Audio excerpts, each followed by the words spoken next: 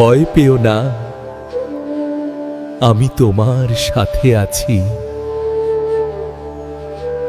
ধৈর্য ধরুন, সময় সবকিছু ঠিক করে দেয়। যে আমাকে ভালোবাসার সাথে স্মরণ করে, আমি তাদের হৃদয়ে বাস করি।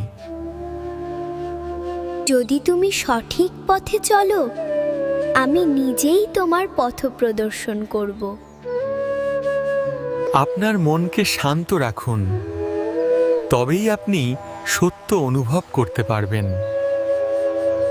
অহংকার ত্যাগ করুন, ভালোবাসা আপনাকে মহান করবে।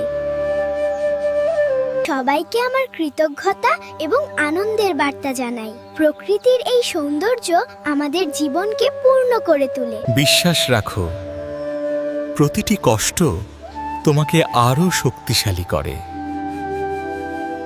আত্মনিয়ন্ত্রণই শ্রেষ্ঠ তপস্যা। এটিই আমাদের ভেতরের শত্রুদের জয় করতে সাহায্য করে।